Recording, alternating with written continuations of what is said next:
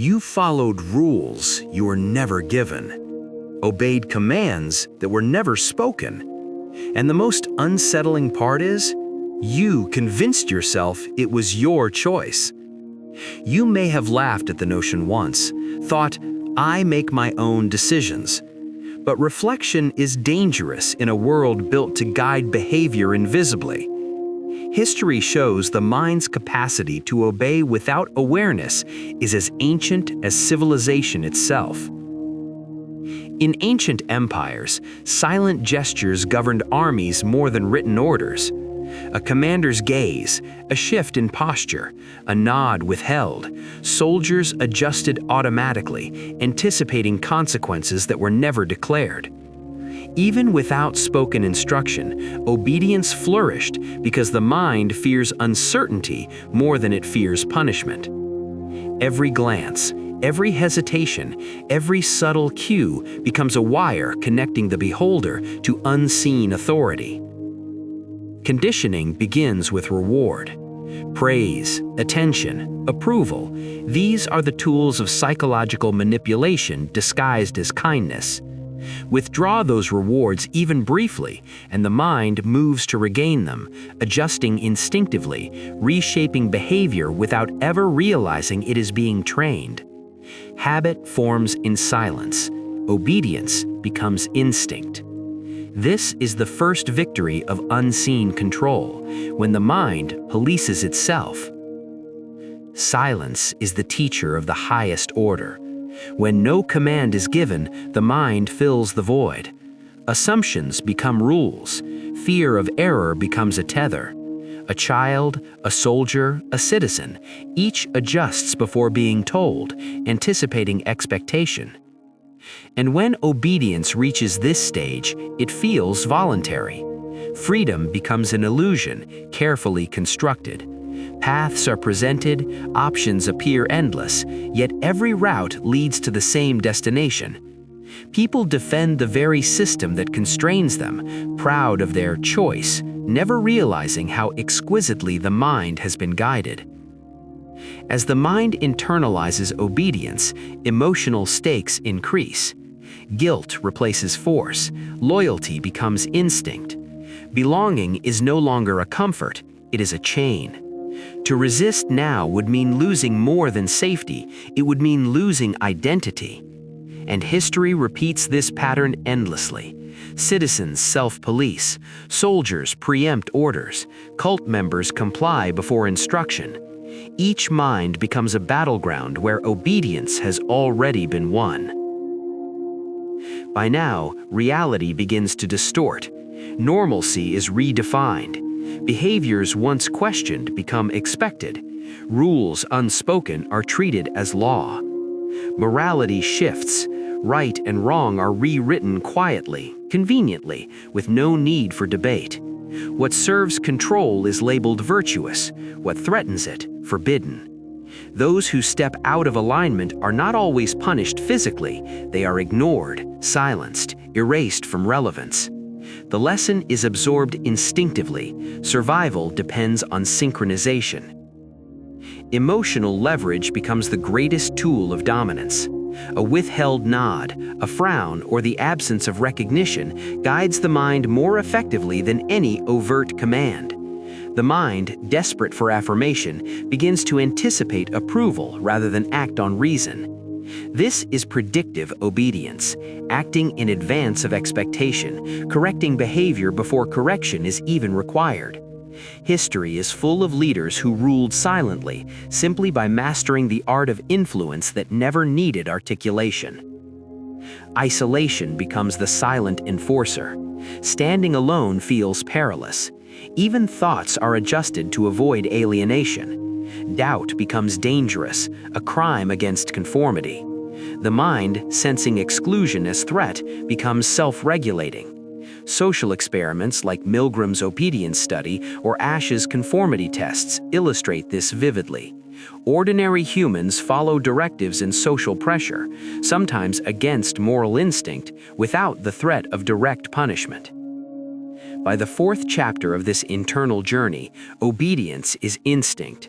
No one needs to tell you what to do. You preemptively align. Every glance, every hesitation, every subtle choice is tuned to expectation. Authority is invisible, yet felt in every decision. Humans no longer wait for guidance, they anticipate it. No chains, no orders, yet perfectly restrained. By the 5th chapter, obedience has become identity. People monitor themselves, preemptively correct themselves, self-police in ways the external power could never enforce. Control now resides entirely within. The invisible hand no longer directs, it is merged with the mind itself. Consider the psychological subtlety. When reward, withdrawal, social pressure, anticipation, and fear of isolation combine, people believe they act freely, yet every step has been choreographed. You defend constraints you once would have resisted. You admire the rules that bind you. You trust the hands that guide you, because they have long disappeared, leaving only the expectation inside your mind. By the end of Part 1, the mind is prepared. You do not rebel because you cannot even perceive the boundaries. Obedience feels natural, instinctive, and rational. Every glance avoided, every word unspoken, every choice calculated, all become instruments of invisible dominance. And in that quiet surrender, the invisible hand tightens, unchallenged, absolute, inevitable. Because by now, the greatest power does not demand obedience. It grows inside the obedient mind itself, shaping thought, behavior, and even belief before the person ever realizes they are being guided. By the 6th chapter of this invisible journey, control no longer resides only in the world outside. It is seeped into your very mind, so quietly that you barely notice. You start watching yourself more closely than anyone else ever could. Every word measured, every glance calculated, every hesitation preemptively corrected. The mind becomes its own overseer, and obedience is no longer a choice, it is instinct. Emotional leverage now dominates. Approval, once benign, becomes survival. Disapproval, even when subtle or silent, feels like pain. A withheld nod, a frown, a glance avoided, these become weapons more precise than any command. The human mind, desperate to regain belonging, adapts automatically, anticipating desires before they are expressed. Consider the historical echoes. Soldiers in disciplined armies act before orders. Cult members follow rituals without being told. Citizens in oppressive regimes behave perfectly, knowing their compliance is expected, though unspoken. In each instance, obedience grows without threats, without punishment, without visible authority, just anticipation and the subtle shaping of thought through silent expectation. Isolation becomes the ultimate enforcer. Standing alone is perceived as dangerous. Even private thoughts are censored, preemptively adjusted to avoid imagined judgment. Doubt becomes a threat, and the mind polices itself. Psychological studies illustrate this vividly. Milgram's obedience experiments, Asch's conformity tests. Ordinary people act against conscience when the pressure of expectation, perceived authority, or social inclusion is present. The 7th chapter marks the rise of internalized fear. Fear is no longer imposed externally, it becomes a companion in your own mind. Every decision is filtered through it, every step measured against potential exclusion, disapproval, or loss of identity. The mind now calculates risk continuously, avoiding error where no rule exists. Behavior is corrected before correction is demanded. Emotional bonds reinforce obedience. Loyalty, love, and belonging are leveraged as invisible levers. You act to maintain connection, not because of commands, but because the psychological cost of isolation is unbearable. In families, workplaces, or social groups, the fear of losing recognition shapes behavior more efficiently than punishment ever could. By the 8th chapter, self-surveillance is perfected. You notice subtle cues, anticipate expectations, correct yourself before anyone intervenes. Silence no longer threatens, it instructs. The invisible hand has merged with your own anticipation, creating predictive obedience. History records this in subtle ways. Generals observing unspoken troop patterns, societies enforcing norms with unvoiced rules, cults that command without overt rituals. Control is complete, not externally forced, but internally grown. The 9th chapter explores distortion of perception. Once obedience is internalized, reality bends. Normality is rewritten. What was once questionable becomes unquestionable. Morality is reshaped subtly. What serves authority is labeled virtuous. What challenges it is forbidden. People begin to defend the very chains that bind them, proud of their alignment. Isolation and fear of standing alone intensify the effect. Nonconformity is not punished by force, it is punished by neglect, exclusion, and social erasure. Even internal doubts are suppressed before they arise. The mind self-regulates, preempting consequences that never arrive. At this stage, the obedient individual acts autonomously, but entirely within the boundaries set by unseen power. And finally, in the 10th chapter, the illusion solidifies. Obedience feels natural, rational, even ethical. You believe you are choosing freely, while every thought, action, and emotion aligns perfectly with invisible guidance. By the end of Part 2, the mind has become the ultimate instrument of control. The external world no longer needs to enforce obedience. Predictive obedience, emotional manipulation, isolation, fear all have converged, and you, the observer, begin to question reality. Am I acting freely, or have I been obedient all along? By the 11th chapter, the world itself begins to blur.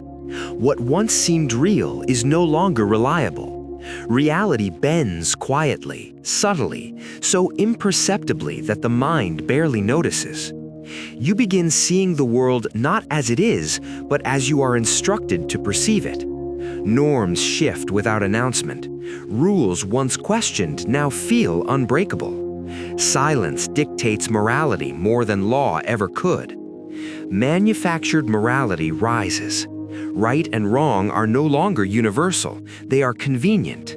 Detached tone. Behaviors that serve invisible authority are virtuous. Behaviors that threaten it are immoral. And the mind absorbs these lessons instinctively before it has a chance to question them. Soft sigh. Even the language you speak begins to reflect these boundaries. Words once harmless carry weight. Phrases once innocent now shape perception. Pause, slow. Isolation becomes more than punishment. It becomes a weapon. Standing alone is perceived as perilous. Even private thoughts are preemptively censored. A detached tone. Doubt itself becomes dangerous, a thought crime against conformity. The mind monitors itself. Every hesitation is corrected before it can form. Social alignment now feels like instinct. Soft breath. History bears this out. In totalitarian regimes, citizens followed invisible cues, adjusting behavior to anticipated authority. In experiments like Milgram's and Asch's, ordinary humans obeyed authority even against conscience. Slow. And in communities, cults, or corporations, the pattern repeats. Obedience is internalized, not forced. Lower tone. The mind polices itself, ensuring compliance without external enforcement. Soft sigh. By the 13th chapter, predictive obedience dominates. You anticipate expectations. You correct yourself before correction is needed. Silence no longer instructs, it compels. Pause, detached tone. Each subtle cue, glance, tone, absence, directs thought without a word.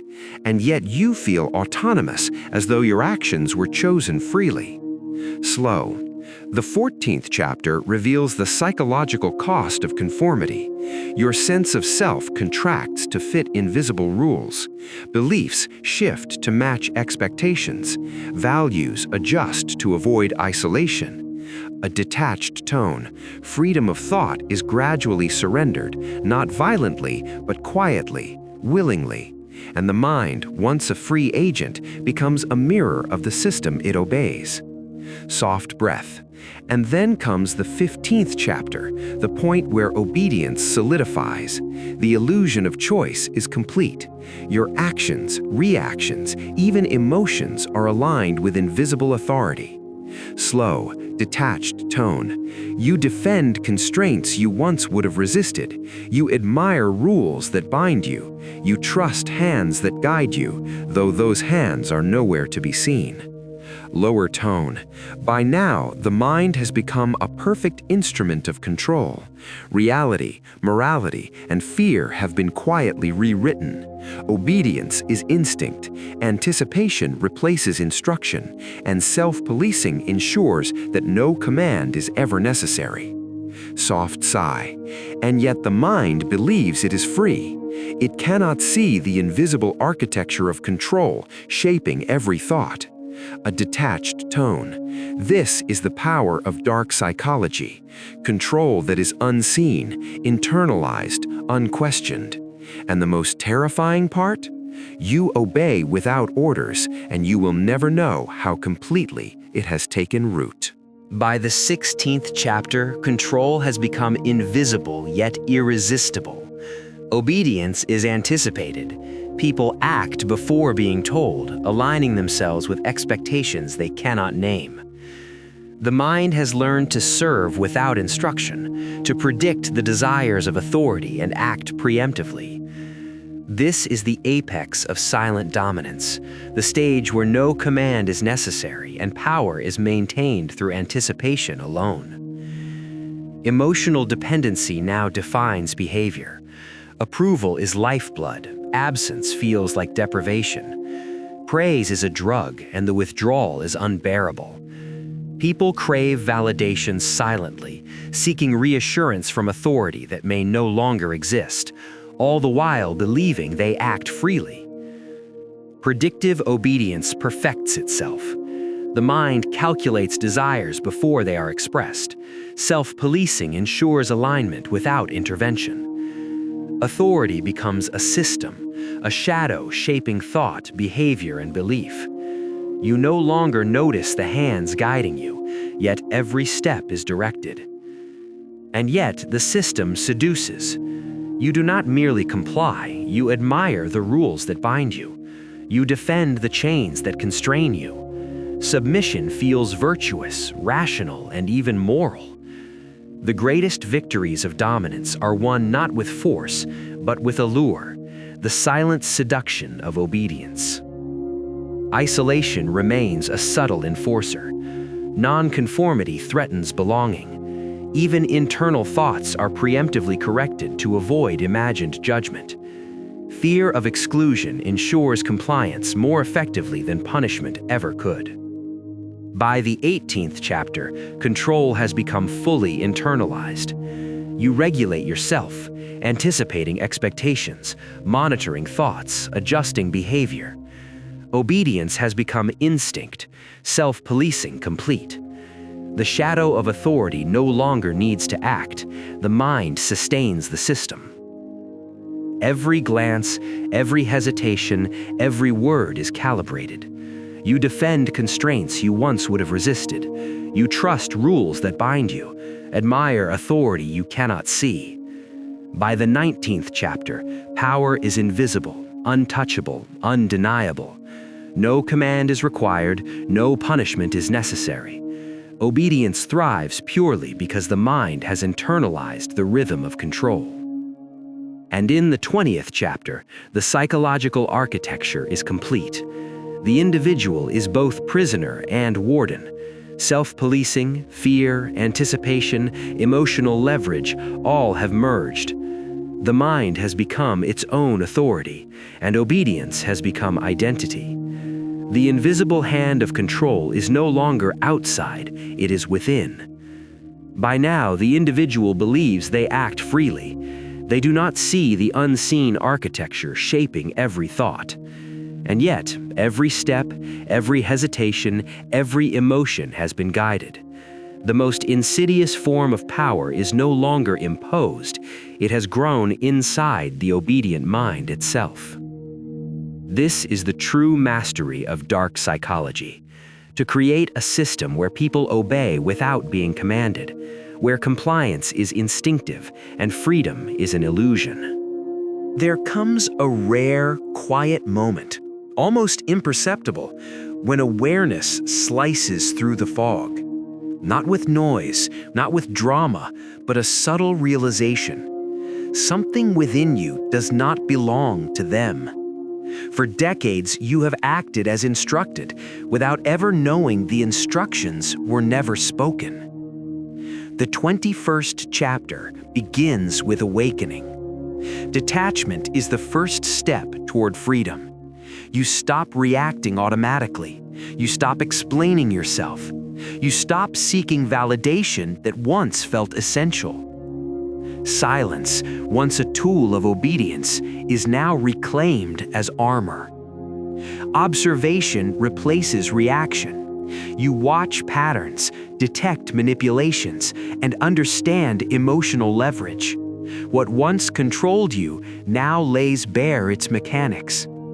Control, you realize, never resided entirely outside. It relied on your participation. The mind that obeyed without orders now begins to resist silently. The 22nd chapter reveals the true mechanics of power. Anticipation, emotional dependency, fear of isolation, they all rely on your consent. When you stop participating, the system falters. And when you reclaim your own attention, your own agency, manipulation weakens. Chapter 23 explores reversal. Detachment rewires behavior. Predictive obedience ceases. Internal self-policing fades. Fear loses its grip, and autonomy returns in increments. You no longer act for approval, you act for yourself. The invisible architecture of obedience begins to crumble. Chapter 24 deepens the transformation. The mind that once enforced its own chains now exercises sovereignty. Even subtle cues no longer control thought. Every glance, every expectation, every imagined judgment is rendered powerless. Detachment becomes strength. Silence is no longer a weapon against you, it obeys you. And finally, the 25th chapter reaches its conclusion.